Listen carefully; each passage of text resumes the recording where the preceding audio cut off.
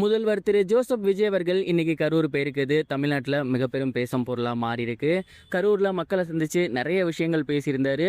அதெல்லாம் பொதுப்படையாக இருந்தாலும் பர்சனலாக அவர் ஒரு சில விஷயங்கள் பண்ணியிருக்காரு. அவங்க அப்பா அம்மாட்ட பேசியிருக்காரு அப்படிங்கிறது தெரிய வந்திருக்கு. அதை பற்றி தான் இந்த ஒரு வீடியோவில் நம்ம பார்க்க போகிறோம். தமிழக முதல்வர் திரு ஜோசப் விஜய் அவர்கள் இன்னைக்கு கரூரில் மக்களை சந்திக்கிறதற்காக ஏற்கனவே முன்னேற்பாடுகள் பண்ணியிருந்தாரு. அண்ட் அவர் சொன்னது போலவே இன்னைக்கு மக்களை சந்திச்சு மக்கள்கிட்ட ஏகப்பட்ட விஷயங்களை பேசியிருந்தாரு. குறிப்பாக கரூர் சம்பவம் அப்படிங்கிறது அவரோட மனசுல ஆறாத வடுவா இருக்கு அப்படின்னும், கண்டிப்பா இதுக்கப்புறம் அது போன்ற ஒரு சம்பவம் நடக்க விடவே மாட்டேன் அப்படின்னும், இது நடந்ததற்கு முழு மனதார நான் மன்னிப்பு கேட்டுக்கிறேன் அப்படின்னு மக்களை பார்த்து கையெடுத்து கும்பிட்டு மன்னிப்பு கேட்டிருந்தாரு. மேலும் இதற்கு காரணமானவங்களை நான் சத்தியமா சும்மா விட மாட்டேன் அப்படிங்கிற மாதிரியும் சொல்லியிருந்தாரு இல்லையா. அண்ட் இதெல்லாம் பேசி முடிச்சதுக்கு அப்புறம் முதல் வேலையாகவே தளபதி விஜய் அவர்கள் அவருடைய அப்பா அம்மாவுக்கு தான் கால் பண்ணி பேசியிருந்திருக்காரு. இந்த ஒரு கரூர் சம்பவம் அப்படிங்கிறது தளபதி விஜய் அவர்களுக்கு தன்னோட வாழ்க்கையில் மிகப்பெரும் ஒரு மோசமான நாளாக அவர் நினச்சிருக்காரு. மிகப்பெரும் ஒரு கரும்புள்ளியாக நினச்சிருக்காரு. அண்ட் அந்த ஒரு இன்சிடென்ட் நடந்ததுக்கப்புறம் ஒரு வாரம் வீட்டில் வந்து சரியாக சாப்பிடல, சரியாக தூங்கலை, அண்ட் யார்ட்டையுமே பேசலையாமா. ரொம்ப ரொம்ப உடஞ்சி போயிருந்தார். அவங்க அப்பா அம்மா கூட இதை ஷேர் பண்ணியிருந்தாங்க. அண்ட் அந்த ஒரு துயரத்திலேருந்து எப்படியாவது மீண்டு வரணும், அந்த மக்களை பார்த்து மன்னிப்பு கேட்கணும் அப்படின்னு அவர் ரொம்ப ட்ரை பண்ணியிருந்திருக்காரு. பட் அப்போ அவர்கிட்ட பவர் இல்லாததுனால அது நடக்கவே இல்லை. அந்த ஒரு காரணத்தினால தளபதி விஜய் அவர்கள் ரொம்ப ரொம்ப மனசுடைஞ்சுதான் இருந்தார். இதை பார்த்து அவங்களோட அப்பா அம்மாவுமே வந்து ரொம்ப மனசுடைஞ்சிருந்தாங்க. விஜய் அவர்கள் அவரோட தங்கச்சியோட இழப்பை எந்த அளவுக்கு வந்து மனசில் நினச்சிருக்காரோ அதே மாதிரி இந்த கரூர் சம்பவத்தையுமே நினச்சிருக்காரு அப்படிங்கிற மாதிரி அவங்க ரொம்ப ஒரி பண்ணியிருந்தாங்க.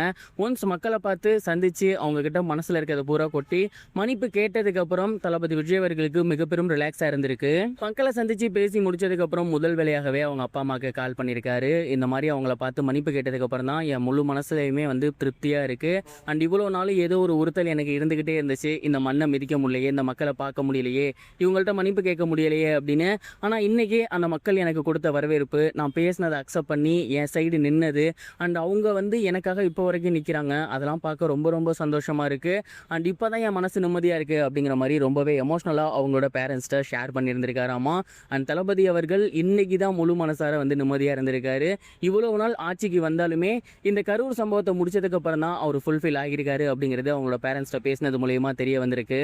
இது மட்டும் இல்லாமல் இன்னொரு முக்கியமான சம்பவத்தையுமே தளபதி விஜய் அவர்கள் அங்கே பண்ணிட்டு தான் வந்திருந்திருக்காரு. சொல்ல போனால் அந்த 41 பேருக்கும் அரசு வேலை வழங்குறேன்னு சொல்லியிருந்தாரு. ஆனால் இப்போ வரைக்கும் அது நடக்கல இல்லையா.